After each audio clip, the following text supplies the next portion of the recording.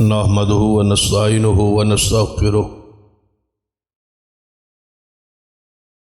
ونعوذ بالله من شرور أنفسنا ومن سيئات أعمالنا من يهد الله فلا مضل له ومن يضلل فلا هادي له أشهد أن لا إله إلا الله وحده لا شريك له وأشهد أن محمدًا عبده ورسوله أما بعد فإن خير الحديث كتاب الله وخير الهدي هدي محمد صلى الله عليه وآله وسلم وشر الأمور محدثاتها كل محدثة بدعة وكل بدعة ضلالة أما بعد فأعوذ بالله السميع العليم من الشيطان الرجيم من همزه ونفخه ونفثه بسم الله الرحمن الرحيم ومن تولى بعد ذلك فأولئك هم الفاسقون رب اشرح لي صدري ويسر لي أمري واحلل عقدة من لساني يفقه قولي رب زدني علما سبحان ربك رب العزة عما يصفون وسلام على المرسلين والحمد لله رب العالمين۔ حضرات،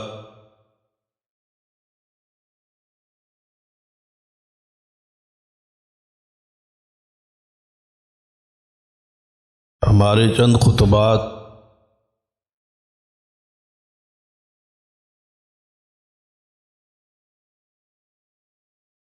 محبت رسول صلی اللہ علیہ وسلم کے حوالے سے اور اس کی علامات اور اس کے تقاضوں کے حوالے سے جاری۔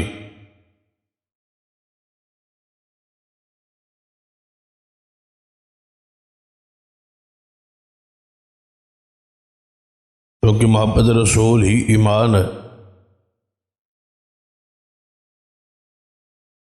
اور ایسے شخص کا ہی ایمان کامل ہے جو ساری دنیا سے حتیٰ کہ اپنی جان سے بڑھ کے نبی علیہ السلام کی ذات سے محبت۔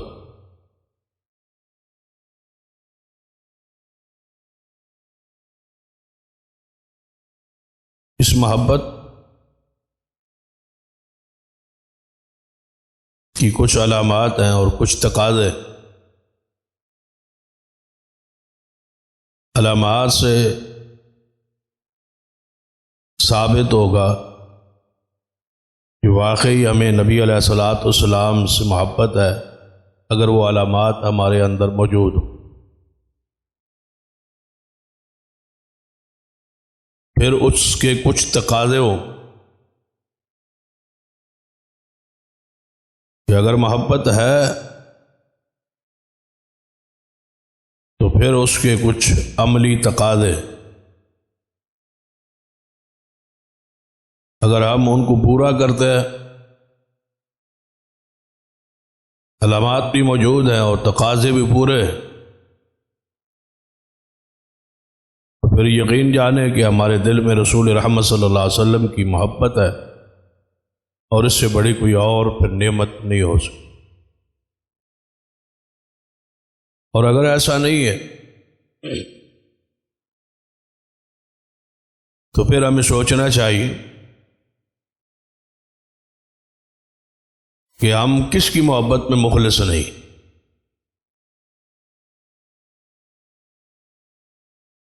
دنیا کے اندر کوئی بھی بندہ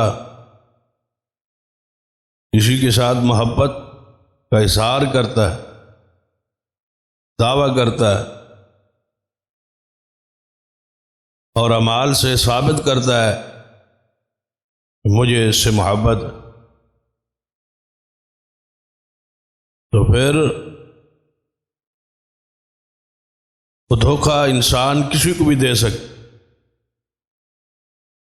ظاہری جتن کرے محبت دکھلاوے کی، لیکن محبت میں مخلص نہ ہو۔ اگر سوچیں کہ کیا رسول اللہ صلی اللہ علیہ وسلم کے ساتھ ہم ایسا کر سکتے؟ جو بندہ اپنے رسول اور اپنے محبوب سے ہی مخلص نہیں ہے، جو دعویٰ کر رہا ہے اس میں جھوٹا ہے، جو محبت کی علامات اور تقاضے ہیں اس کو پورا ہی نہیں کر رہا، تو پھر اس بندے کو اپنے گریبان میں جھانکنا چاہیے کہ وہ کس کے ساتھ مخلص نہیں اور کسے دھوکہ دے رہا ہے۔ کیا ایک امتی ہونے کے ناطے نبی علیہ الصلوۃ والسلام سے ایسا معاملہ ہو سکتا ہے؟ کیا کچھ پلے ایمان رہ جائے؟ پھر بندہ دھوکہ یا ظاہری محبت کے سارے جتن اس کے ساتھ کرتا ہے جس کے ساتھ دوبارہ واسطہ نہ ہو، کوئی تعلق نہ ہو، تو بندہ یہ سوچتا ہے کہ کون سا ہمارے اس کے ساتھ کوئی تعلق ہے، یا ہمیشہ رہنا ہے، یا اس کے بغیر کوئی ہمارا گزارا نہیں، ناراض ہو جائے گا تو کیا ہو جائے گا، ناراض ہو جائے گا تو کیا کر لے گا۔ یہ ساری چیزیں دنیا کے لوگوں کے ساتھ ہو سکتی، لیکن محبت رسول ایک ایسا ہے، اللہ کی رحمت اور نعمت ہے کہ اس میں یہ چیز اگر داخل ہو گئی تو گویا بندہ ایماندار نہ رہا۔ کیا ایسا ہو سکتا ہے کہ نبی علیہ الصلوۃ والسلام سے ہمارا واسطہ نہ پڑے؟ ہم تو ان کا کلمہ پڑھتے، اور یہ کسی کے ساتھ محبت کی اخیر ہے کہ ہم محمد مصطفیٰ صلی اللہ علیہ وسلم کا کلمہ پڑھیں، اور اس وقت تک مسلمان ہیں جب تک حضور پر ایمان۔ بحیثیت مسلمان جتنے ہمارے حقوق ہیں وہ حضور پر ایمان کی وجہ سے ہی ہم نے حاصل،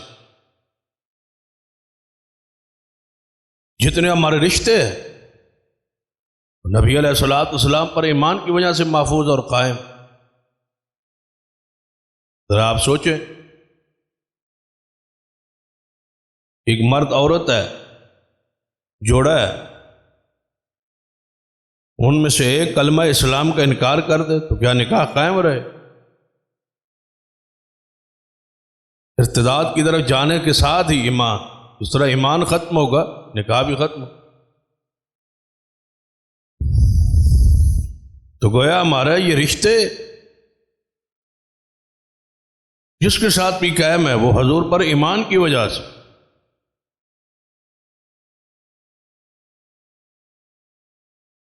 اگر آپ اپنے باپ کی مال کے وارث ہیں تو ایمان کی بنیاد، کافر تو مسلمان کا وارث نہیں ہو سکتا، تو آپ کو وراثت کے سارے حقوق، تمہاری جان اور مال کی حفاظت کے سارے حقوق حضور پر ایمان کی وجہ سے۔ تو پھر آپ کے ساتھ دھوکہ کیسے؟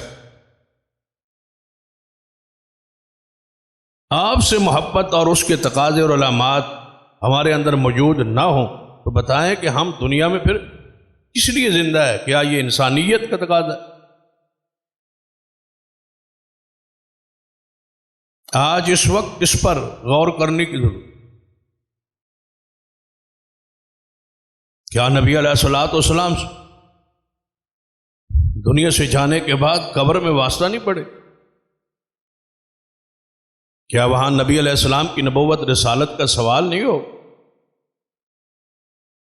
اس سوال کے جواب درست ہونے کے بعد کیا قبر روشن نہیں ہو جائے؟ اور آپ سے تعلق ثابت نہ ہو سکا تو کیا قبر تاریک نہیں ہو جائے؟ تو گویا ہمارا چھٹکارا ہے ہی نہیں۔ کوئی لمحہ، کوئی موقع ایسا نہیں جس موقع پہ حضور سے رابطہ یا تعلق یا محبت قائم نہ ہو اور ہم صحیح سلامت وہاں سے گزر جائیں.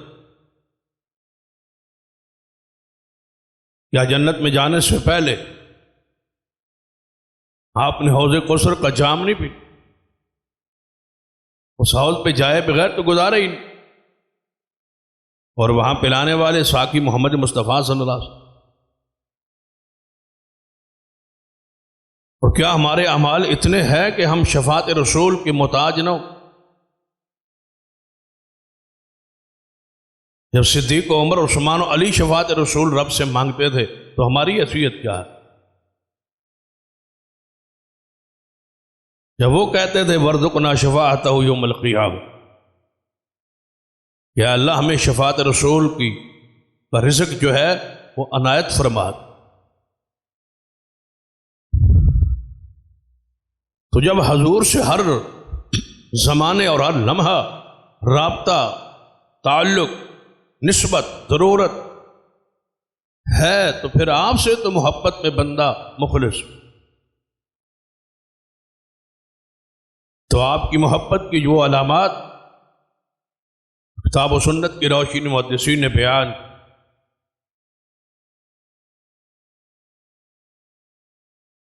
اور اس کے تقاضے،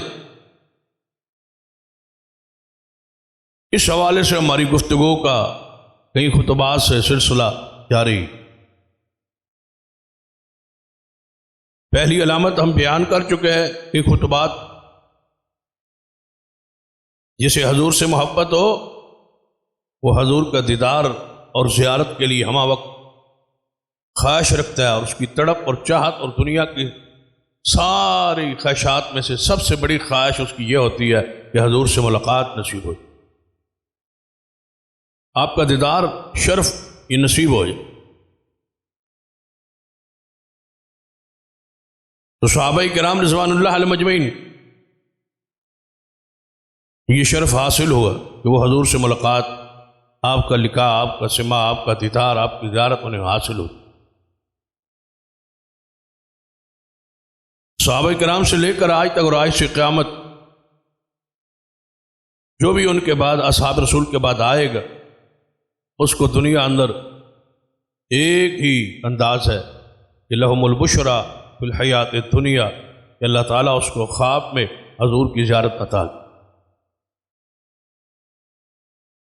یا پھر آخری جو طریقہ ہے کہ موت کے بعد وَمَن يُطِعِ اللَّهَ وَالرَّسُولَ، اعمال اس قدر عمدہ ہوں، اطاعت رسول کے اندر ہوں، کہ جس کی وجہ سے نبی علیہ الصلوۃ والسلام کی عالم برزخ میں زیارت اور ملاقات نصیب ہو جائے، جو ہمیش جاری رہے. پھر اس میں انقطاع نہیں، وہ ملاقات اخروی زندگی کا پہلے دن ہی شروع ہو جاتی، جسے برزخی زندگی کہا جائے، جو موت والے دن شروع ہوتی. پھر اس موت کے بعد اور اس زندگی کے بعد دوبارہ جب کے، چونکہ موت نہیں ہے، یہ سلسلہ ہمیشہ جاری رہے گا کہ آپ انبیاء، صدیقین، شہداء اور صالحین کے ساتھ ہمیشہ کے لیے جنت میں رہے. اور اس محبت کے کچھ تقاضے ہیں، ان تقاضوں میں سے ایک گزشتہ خطبہ میں بیان ہوا، ابتدا ہوئی. اس کا پہلا تقاضا یہ ہے کہ لَتُؤْمِنُنَّ بِهِ وَلَتَنْصُرُنَّ، کہ سارے نبیوں سے اللہ نے وعدہ لیا تھا کہ محمد مصطفیٰ پر ایمان پلانا ہے اور اس کی مدد کرنا. نبی علیہ الصلوۃ والسلام کی مدد ہم پہ فرض ہے، اور وہ مدد دین کے پھیلاؤ میں، جس میں آپ کی ذات کا دفاع ہے اور آپ کے دین کا دفاع ہے. صحابہ کرام رضوان اللہ علیہ مجمعین اس تقاضے میں بھی وہ منفرد ہے کہ انہوں نے نبی علیہ الصلوۃ والسلام کی حفاظت کا، ذات کی حفاظت کا حق ادا کیا۔ قرآن پاک کی ایک آیت مبارکہ ہے جس میں ارشاد ہے واللہ یعصمک من الناس، اے محمد صلی اللہ علیہ وسلم آپ جو کچھ آپ پہ نازل ہوا ہے اس کو بیان کر، بلغ ما انزل الیک من ربک، آپ اپنی تبلیغ کو جاری رکھیں۔ اس تبلیغ کی وجہ سے جو تمہارے دشمنان آپ پر حملہ کرنے کی کوشش کرے، واللہ یعصمک من الناس، اللہ وعدہ کرتا ہے کہ آپ کی جان کی حفاظت کرے۔ اس لیے آپ کفار کے خواہش کے باوجود، ان کی ساری کوششوں کے باوجود نبی علیہ الصلوۃ والسلام ان کے ہاتھوں شہید نہیں ہوئے، اللہ نے آپ کو محفوظ رکھا ہے اور اس وعدے کو پورا کیا۔ تقریباً اہل سیر نے 17 ایسے حملوں کا ذکر کیا ہے جو صرف نبی علیہ الصلوۃ والسلام کی ذات کو نقصان پہنچانے کے لیے، آپ کو شہید کرنے کے لیے کیے گئے، لیکن ہر حملے میں اللہ نے آپ کو محفوظ رکھا اور اس کا ذریعہ صحابہ کرام ہی بنے۔ کوئی شک نہیں کہیں معجزتاً حضور کی حفاظت کی گئی، لیکن اس کا ذریعہ صحابہ کرام ہی بنے۔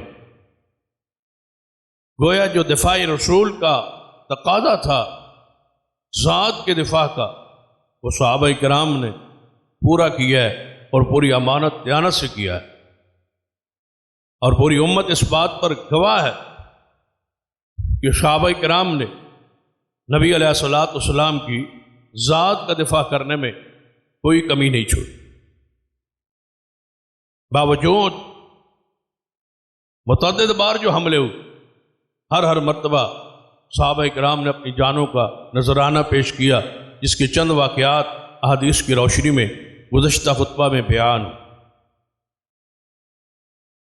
آج بات اس سے آگے بڑھانے کی کوشش کرتا ہوں کہ نبی علیہ الصلوۃ والسلام کی ذات کا دفاع تو صحابہ کرام کے لیے تھا، انہیں اپنا حق ادا کی، لیکن صحابہ کرام کے بعد ہماری جو ذمہ داری ہے تابعین سے لے کر آج تک اور آج سے لے کر قیامت تک، کہ حضور کے دین کے تحفظ کے لیے، آپ کی بات کے دفاع کے لیے، آپ کی سنت کے دفاع کے لیے، آپ کے اصحاب کے دفاع کے لیے، آپ کے اہل بیت کی ناموس کی حفاظت کے لیے ہم بھی ایمان کے اور محبت کے تقاضوں کو پورا کریں۔ شریعت کا یہ ہم سے تقاضا ہے۔ محبت رسول کا سب سے پہلے ہم سے تقاضا یہ ہے، اگر آپ محبت رسول میں مخلص ہیں تو پھر حضور کے دین کے لیے آپ کو کھڑا ہو، دین اسلام کی حفاظت کے لیے، اس کی اشاعت کے لیے، اس کو آنے والی نسلوں تک پہنچانے کے لیے، اس کے ایک ایک حدیث کی حفاظت اور نگرانی کے لیے، اور اس کی عملی نفاذ کے لیے یہ کوشش حضور سے محبت کا تقاضا ہے۔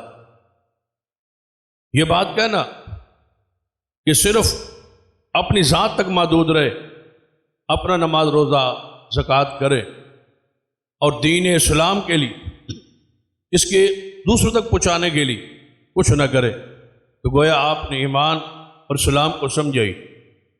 تم تو اس لیے آئے ہی نہیں ہو، کنتم خیر امہ اخرجت للناس، تم بہترین امت ہو، تم پیدا ہی نکالے ہی دوسروں کے لیے گئے ہو، تم بھیجے ہی دوسروں کے لیے گئے ہو، تأمرون بالمعروف وتنہون عن المنکر، برائی کا سے روکنے اور نیکی کا حکم دینے کے لیے تمہیں اللہ نے بھیجا ہے۔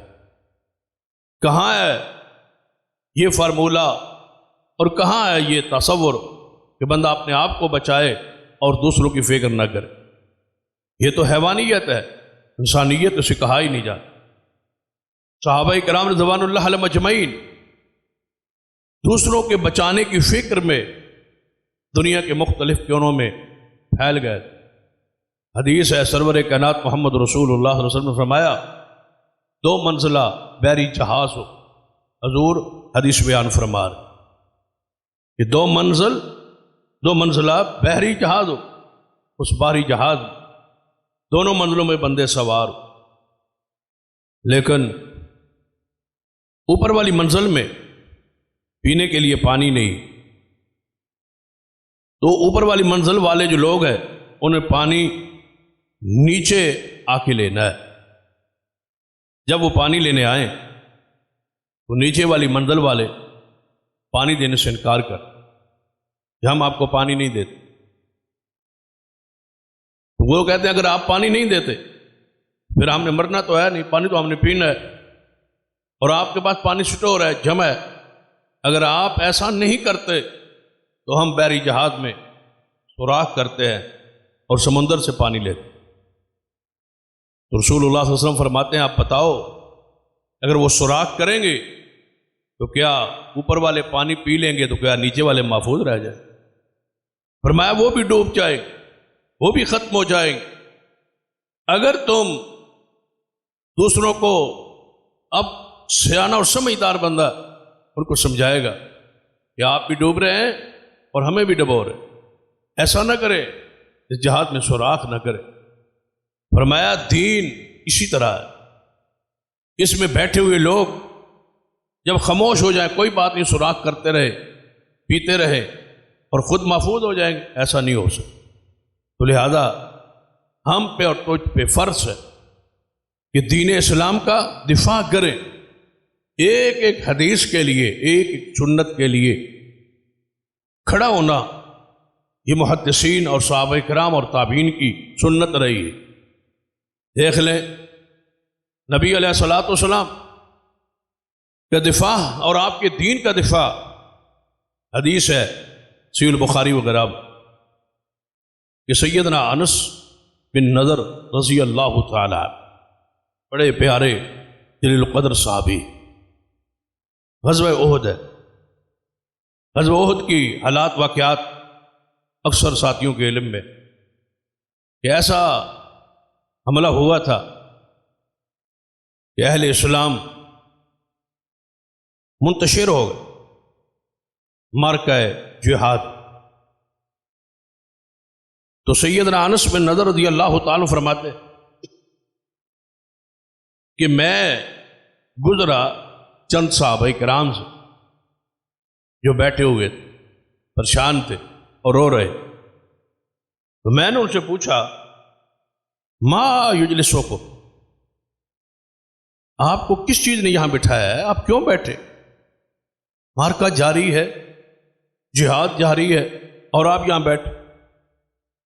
انہوں نے کہا آپ نے نہیں سنا قتل رسول اللہ صلی اللہ علیہ وسلم، نبی علیہ السلام تو شہید ہو گئے، اب لڑ کے کیا کرنا،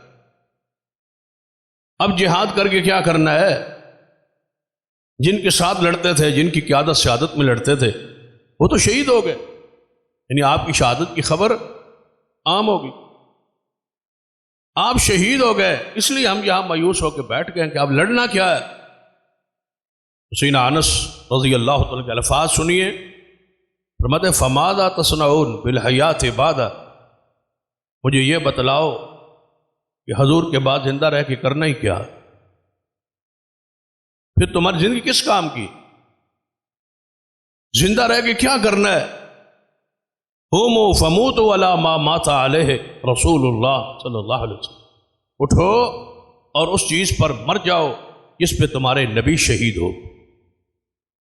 تمہارے مرشد دین پر شہید ہو گئے، بقول تمہاری خبر کے مطابق تم بیٹھے ہو، حضور کے بعد زندہ رہ کے کیا کرو گے؟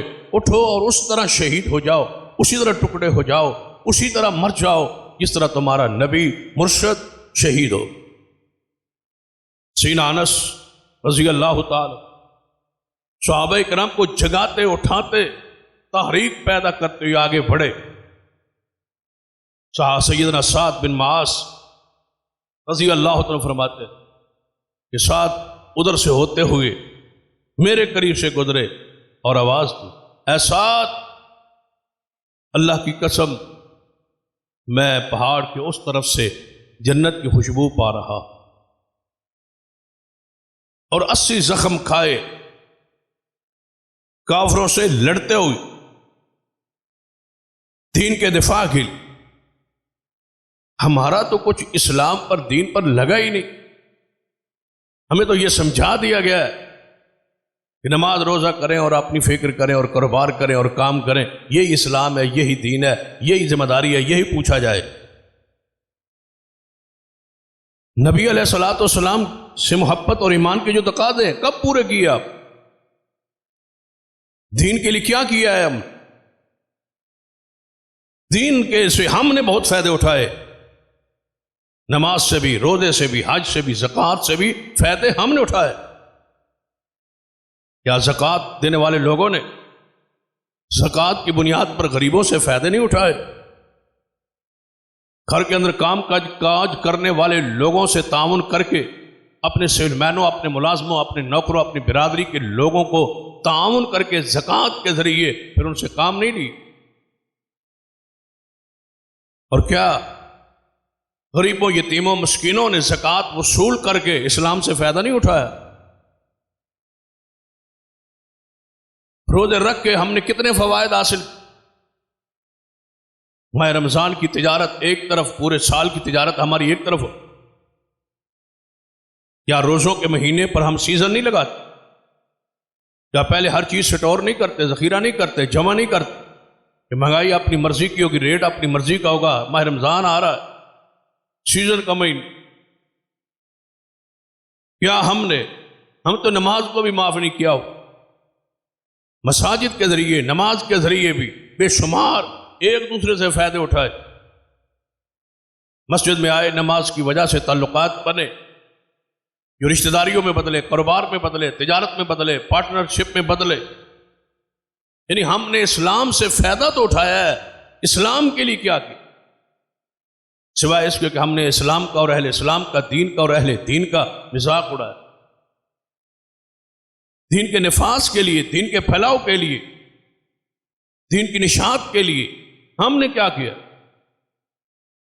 ہماری تو سوچ ہی اس حد تک ہے کہ اپنی فکر کرو، بس نماز روزہ کرنا ہے وہ کرو، دوسرے لوگ جہنم میں جائیں، جہاں جائیں، ہمیں کوئی پرواہ نہیں۔ اسلام کا یہ تقاضا ہم سے نہیں ہے۔ اگر یہی تقاضا ہوتا، اللہ کی قسم کوئی غزوہ برپا ہی نہ ہوتا۔ تو صحابہ کرام نماز روزہ حج زکوٰۃ کرتے اور کرتے تھے، کرتے رہتے، کون روکتا تھا؟ کہاں لڑائیاں ہوتی، کہاں جنگیں ہوتی؟ وہ تو حضور کو آفر آ کے کرتے تھے کہ لکم دینکم ولی دین۔ وہ تو کہتے تھے کہ چار دیواری اندر جو چاہو کرو۔ کوئی پاگل ہے بندہ کسی کو نماز پڑھنے سے روکے؟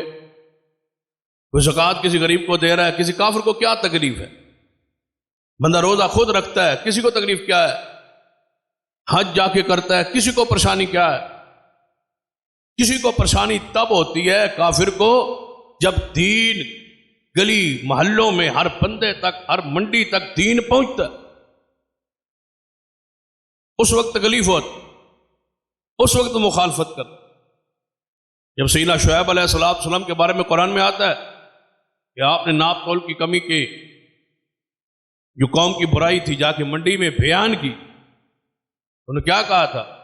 اب تمہارا دین اور اسلام منڈی میں بھی آ گیا، ہمیں ناپ تول اسلام تمہارا دین سکھائے گا، ہم اپنی مرضی کا کاروبار اور تجارت اور ریٹ بھی مقرر نہیں کر سکتے۔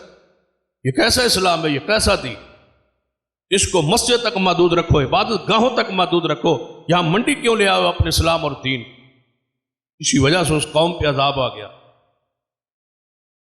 تو سوچئے دربان میں جا کے جمعے کے خطبہ کو صرف فریضہ ادا کرنے کی نیت سے نہیں، ایک ہفتے کے لیے فکر اور ایک سوچ لے کے جایا کرے کہ ہم کہاں کھڑے، کیا ہماری یہی ذمہ داری ہے جس کو ہم پورا کر، اس سے آگے ہمیں سے سوال نہیں ہوگا۔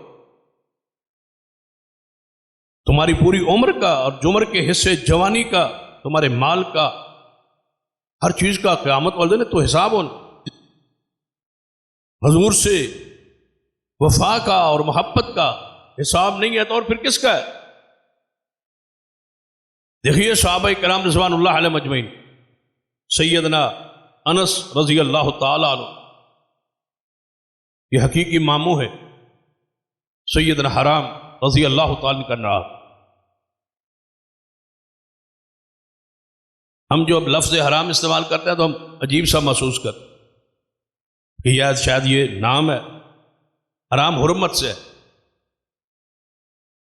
احترام، حرمت، ان مقدس لفظ ہے اور مقدس،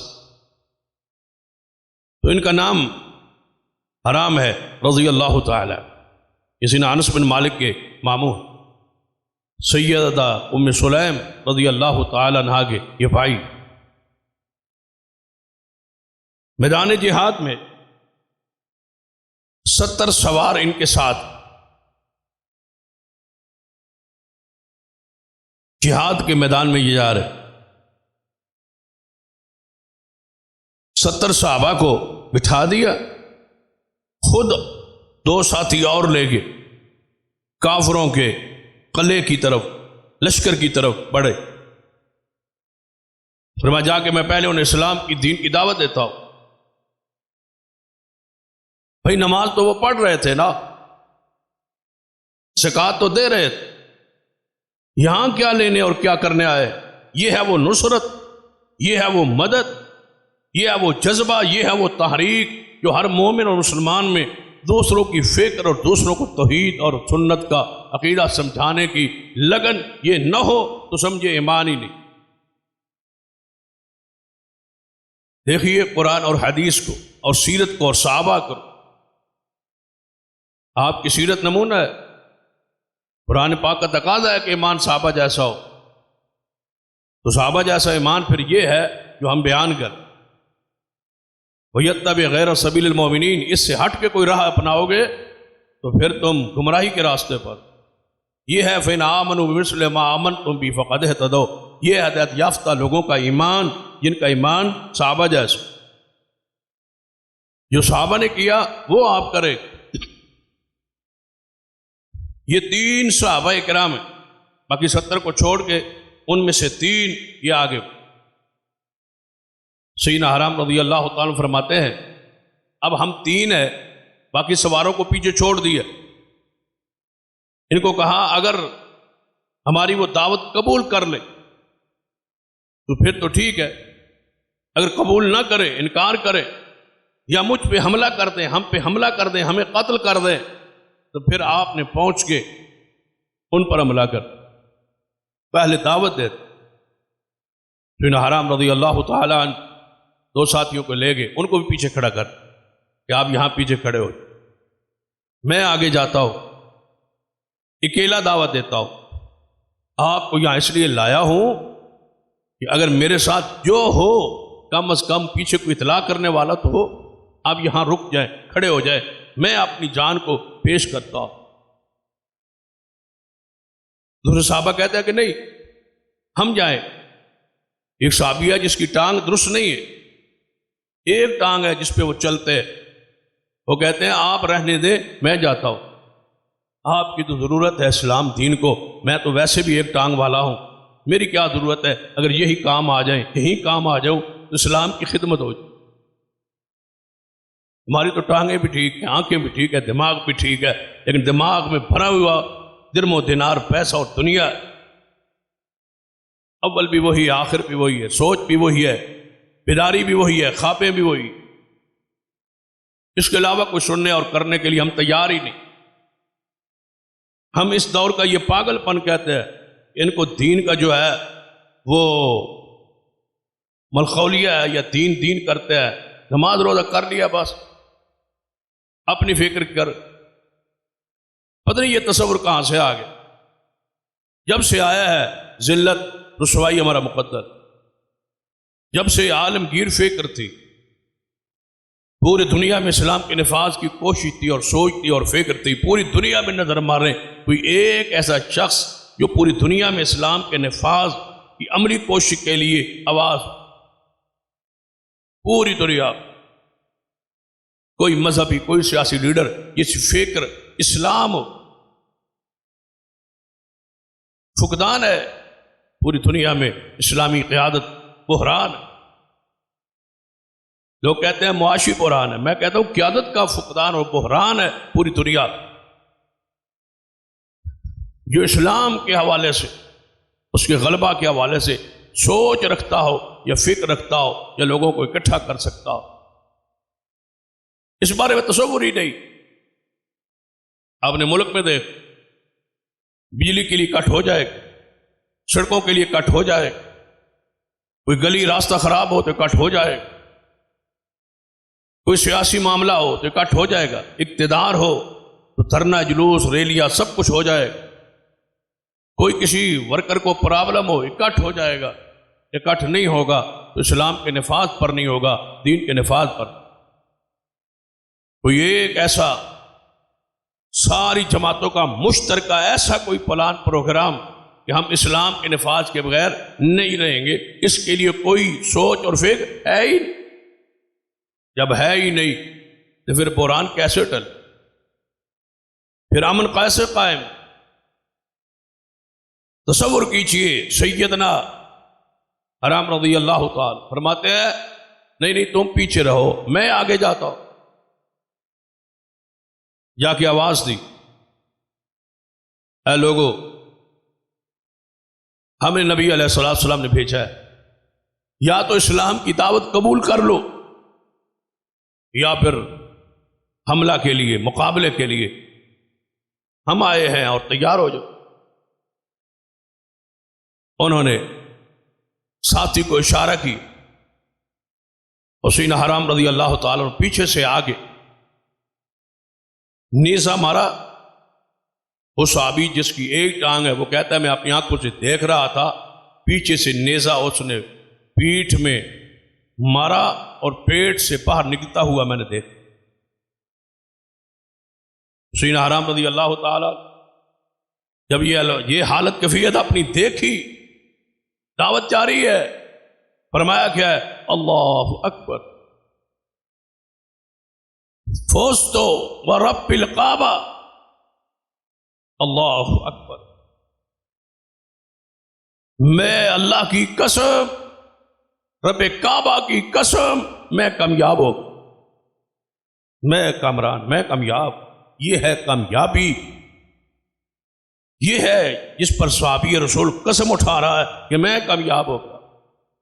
اصل یہی کامیابی، دنیا کی زندگی ختم ہو جائے، کتنا جی لیں گے ہم، کتنا جیئیں گے ہم، کوئی پتہ نہیں ہے، کوئی کتنا جیے، آج ہے کل نہ ہو، اور جہاں جانا ہے وہاں موت نہیں ہے، ہمیشہ رہنا۔ دو ہی صورتوں میں رہنا ہے، یا عذاب میں یا اجر و انعام۔ فیصلہ آپ نے کرنا ہے کہ آپ کیسے وہاں جینا چاہتے ہیں، وہاں موت نہیں ہے۔ یہاں تو موت جان چھڑا دے گی، زخموں سے، تکلیف سے، دکھ سے، مصیبتوں سے، غربت سے، فقر سے، فاقوں سے، جو بھی دکھ آئے گا اگر دنیا میں ختم نہ بھی ہو تو ایک دن موت سے ساری چیزیں ختم ہو جائیں۔ کتنی زندگی ہوگی، زیادہ گزار لی ہوگی، کم رہ گئی ہو۔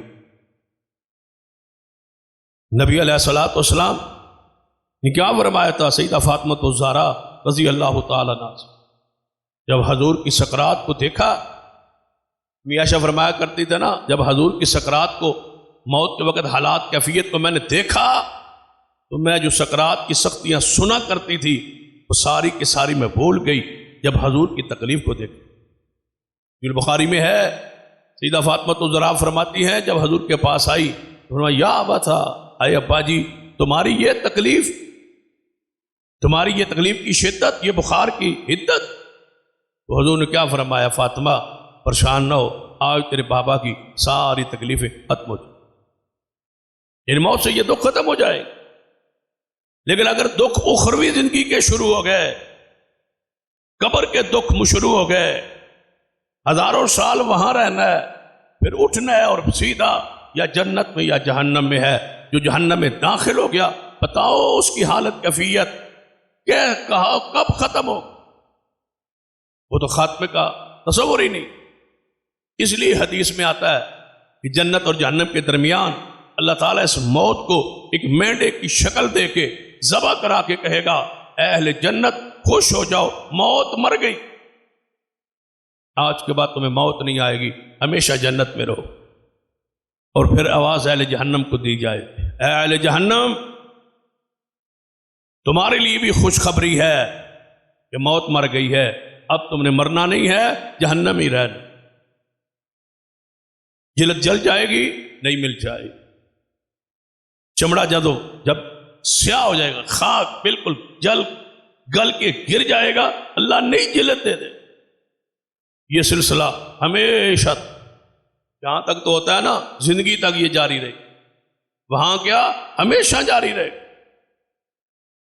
لہذا فکر کرے، دین کے لیے کچھ کرنے کا عزم یہ ہم پہ فرض ہے، ضروری. حدیث پاک پڑھ، اس حوالے سے سب سے زیادہ شاندار کردار دین کے دفاع کا دیکھنا ہو تو اس شخصیت کو دیکھے جسے سیدنا ابو بکر صدیق رضی اللہ عنہ، جن حالات کو دین کا دفاع کیا ہے، سنت بنا دیا ہے قیامت. تبھی حضور فرما گئے تھے میرے بعد ابو بکر و عمر کی اقتداء کرتے رہے. تبھی فرما گئے تھے جب اختلافات ہوں تو میرے اور میرے خلفاء کی سنت کو لازم پکڑنا. کیا کیا ہے سیدنا ابو بکر صدیق رضی اللہ تعالی خلافت اسلامیہ سنبھالنے کے بعد، حضور کے جانے بعد جو ہی خلافت پہ آئے تو پہلا فیصلہ، اپنی خلافت کا آغاز، پہلا فیصلہ، پہلا حکم. آپ جانتے ہیں کہ سیدنا اسامہ رضی اللہ تعالی 17 سال کے جوان تھے اور صحابی رسول، زید بن حارثہ کے بیٹے، حضور کے بڑے لاڈلے اور پیارے تھے. حضور نے انہیں کمانڈر بنایا اور روم کی طرف لشکر ترتیب دے کے اسامہ کی قیادت میں روانہ کیا تھا. ابھی مدینے سے چند میل پار نکلے ہی تھا تو حضور بیمار ہو. جو ہی حضور بیمار ہو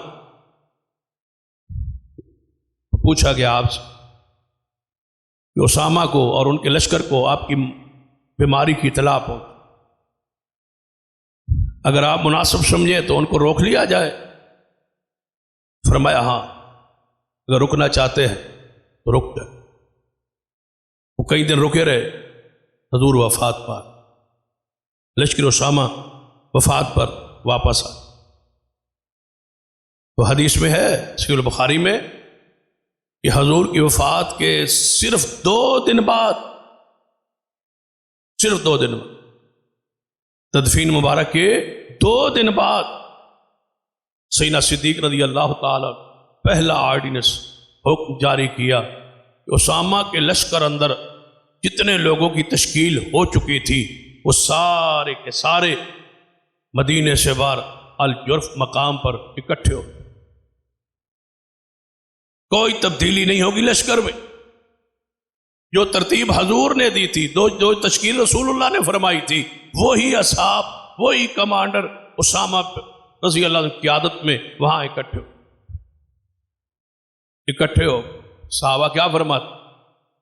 حضرت عبادہ بن صامت رضی اللہ تعالیٰ عنہ فرماتے ہیں جب حضور نے وفات پائی نا تو ہماری کیفیت ایسے تھی جیسے ریوڑ تو موجود ہو لیکن ان کو سنبھالنے والا کوئی نہ. ہم اتنی تنگی اور تکلیف میں تھے اور دکھ اور پریشانی میں تھے. ہماری یہ کیفیت تھی کہ ہمارا پر مدینہ تنگ ہو گیا تھا، اتنا دکھ تھا. جیسے انگلی میں انگوٹھی ڈالنی ہو، انگوٹھی چھوٹی ہو اور انگلی بڑی ہو تو وہ ڈالتے ہوئے تنگی ہوتی ہے. فرمایا ہماری یہ گھٹن اور تکلیف تھی. جو بات ہے بن صامت رضی اللہ تعالیٰ عنہ وفات رسول کا وہ نقشہ ہے. لیکن آپ نے فرمایا کہ وہ لشکر تیار ہو گیا. وہ لشکر سارے کا سارا تیار. حضرت اسامہ رضی اللہ تعالیٰ، اسامہ خود آئے، فرمایا اے خلیفۃ المسلمین سیدنا ابو بکر رضی اللہ تعالی، میری رائے بھی یہ ہے، کیا اس لشکر کو رہنے دیا جائے؟ تو آپ نے کیا فرمایا؟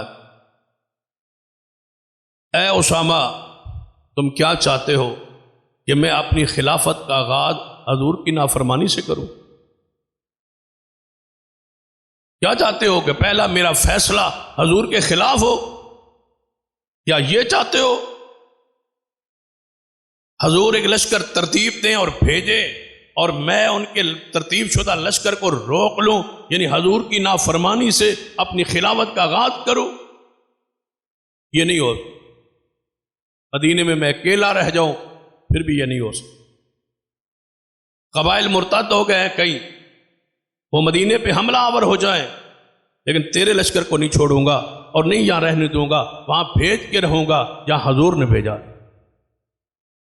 اگلی بات کہی ہے اس سے بھی زیادہ سے، فرمایا ہے اسامہ، صحابہ سے مخاطب ہے، سیدنا اسامہ لشکر کے امیر ہیں، پتہ کیا فرمایا اگر مدینہ خالی ہو جائے، میں اکیلا رہ جاؤں اور جنگل کے پرندے درندے آ جائیں اور میری بوٹیاں نوچ جائیں، یہ گوارا ہے، لیکن حضور کے بھیجے ہوئے لشکر کو روکنا گوارا نہیں ہے، یہ نہیں ہو سکتا۔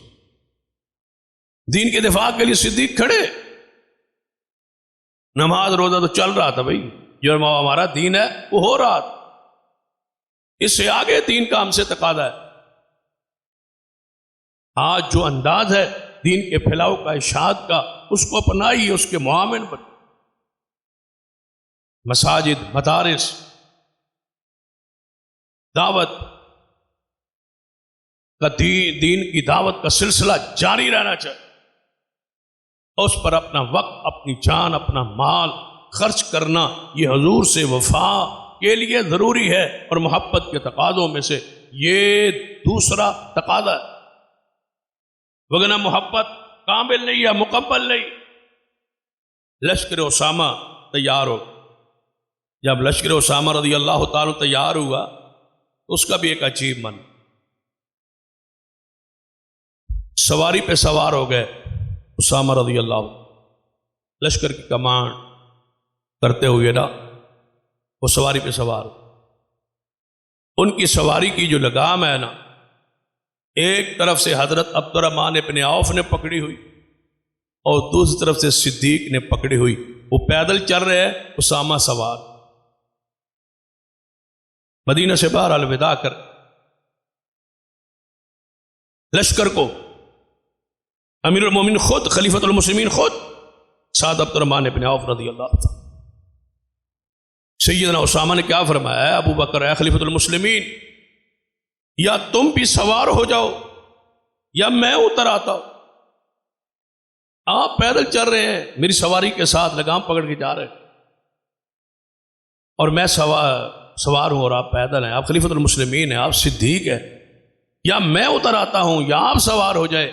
صدیق نے فرمایا اللہ کی قسم، نہ میں سوار ہوں گا نہ آپ کو اترنے دیں۔ کیوں؟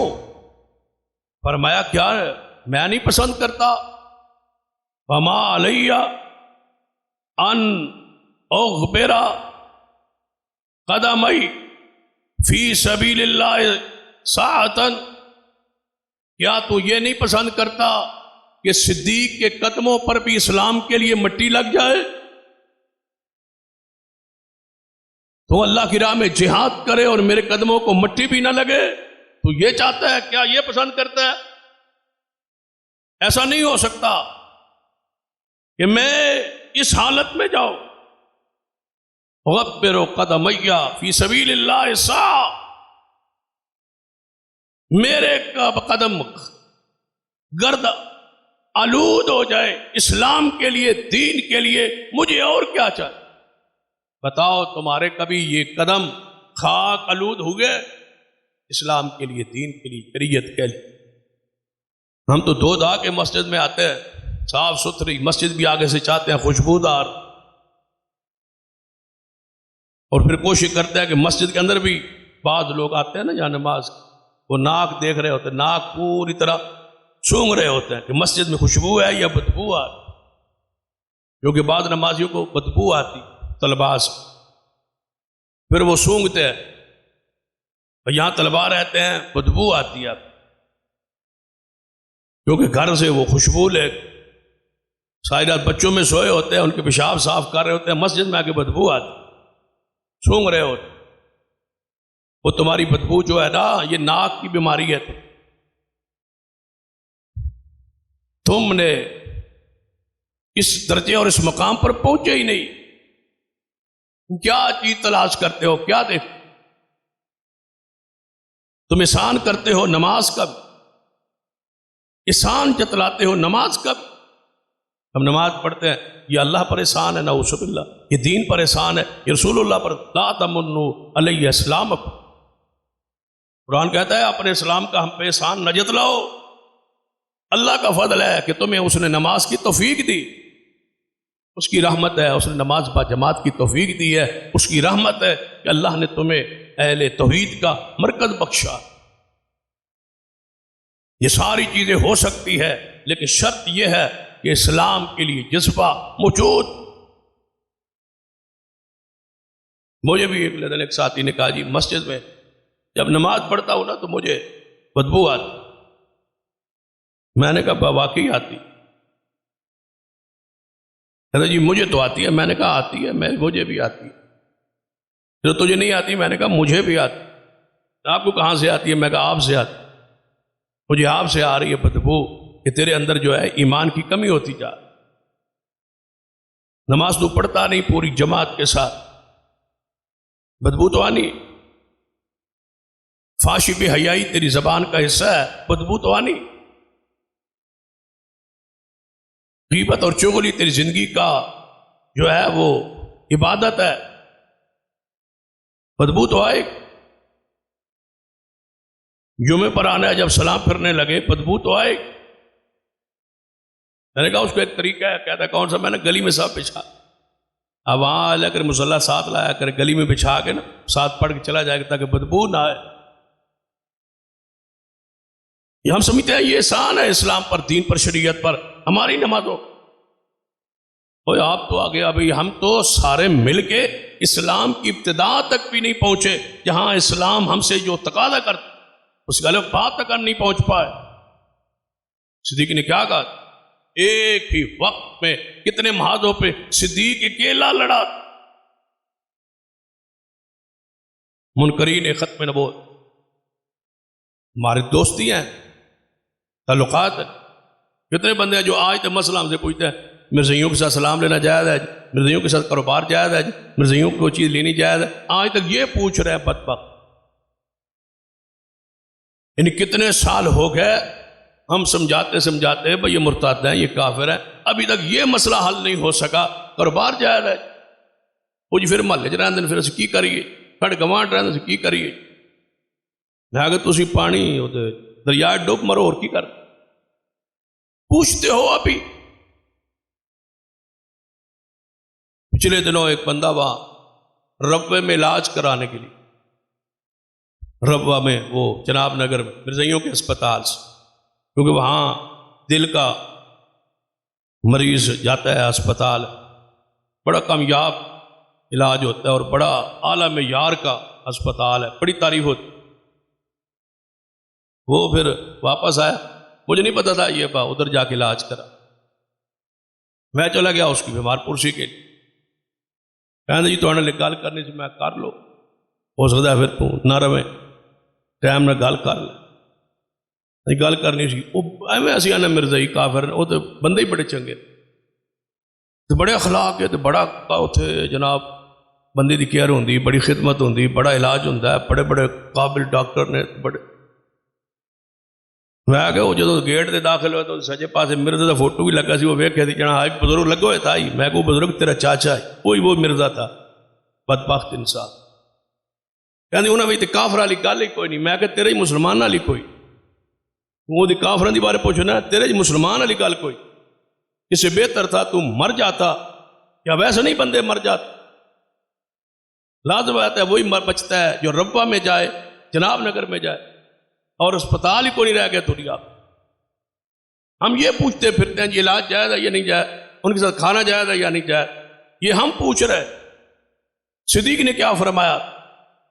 مسلمہ قذام نبیوں نے دعویٰ کیا، صدیق نے فرمایا جاؤ میرے صحابہ ان کی نسلیں ختم کر، ان کے بچے، ان کی بیویاں، ان کی عورتیں، ان کے مال، ان کے مکان، ان کے درخت، فصلیں بھی اجاڑ کے رکھ دو، کوئی شے نہ رہے۔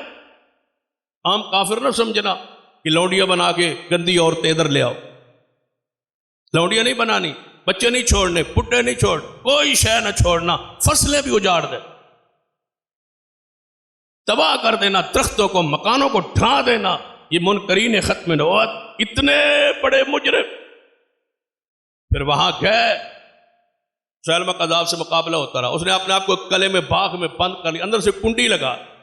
صحابہ کئی دیر کوشش کرتے رہے، حضرت برا فرمانے لگے مجھے ذرا اونچا اٹھاؤ، میں دیوار سے پھلانگ کے یا جان جائے گی یا دروازہ کھل جائے۔ اندر داخل ہو کے کئی مسلمہ کے ساتھیوں کا ساتھ مقابلہ کرتے ہوئے اپنے مشن میں کامیاب ہو کے دروازہ کھول دیا۔ صحابہ اندر داخل ہو گئے اور مسلمہ کو ختم نبوت کے لیے، دفاع کے لیے صحابہ کھڑے۔ ہم پتہ نہیں، ہم مسائل ہی پوچھتے ہیں ایڈا سخت نہیں ہونا چاہیے، یہ کہاں سے آیا ہے اسلام کہ ایڈا سخت نہیں ہونا چاہیے؟ مولوی بڑے متشدد ہوتے ہیں۔ تشدد کسے کہتے ہیں؟ تمہیں پتہ ہے تشدد کا معنی کیا ہے؟ کیا ہوتا ہے تشدد؟ دین کے لیے غیرت، اس کو تشدد نہیں کہتے۔ دین کے لیے غیرت، توحید کے لیے غیرت۔ حضور نے قبروں کو برابر نہیں کیا، حضور نے بتوں کو نہیں گرایا، یہ تشدد ہے۔ تو پھر حضور کی ذات کو کیسے بچاؤ؟ یا رسول اللہ نے شرک کا خاتمہ نہیں کیا، حضور نے جہاد کا راستہ نہیں کھولا، اس کو تشدد کہتے۔ تشدد وہ ہوتا ہے کہ کسی کو جبری طور پر تلوار اوپر رکھ کے کہنا مسلمان ہو، لیکن یہ کہاں تشدد ہے؟ حیرانگی کی بات ہے کہ کوئی کسی محکمے کو جوائن کرنے کے بعد اس کو چھوڑ دے بغیر اجازت کے، تو اس کو فوج میں بندہ بھرتی ہو اور پھر چھوڑ کے دوڑ کے آ جائے، اس کو پٹھو نہیں لگا، اس کو سزا نہیں دے۔ یہ تشدد نہیں ہے، یہ جبر نہیں، سزا نہیں دی جاتی، اس کو جبر نہیں کہتے۔ یہ جبر نہیں ہے کیونکہ اس نے قانون وہ اپنے ہاتھ میں لیا، بندہ مسلمان ہو گیا، مرتد ہو گیا، اس کی سزا شریعت نے قتل رکھی ہے، یہ تشدد نہیں ہے، یہ اسلام کی سزا ہے۔ اور یہ سزا نہ ہو تو امن قائم نہیں رہ سکتا۔ لہذا حضور کے دین کے دفاع کے لیے لڑنا یہ ہم پر اور آپ پہ فرض ہے، یہ حضور کی محبت کا تقاضا ہے ہم سے، اور مزید اس کو کھولیں گے، بیان کریں گے آئندہ خطبہ میں۔ اللہ مجھے اور آپ کو توفیق عطا فرمائے کہ ہم حضور کی دین کی دفاع کے لیے کھڑے رہے۔ اقول قولی ھذا واستغفر اللہ لی ولکم ولسائر المسلمین وآخر دعوایا الحمد للہ۔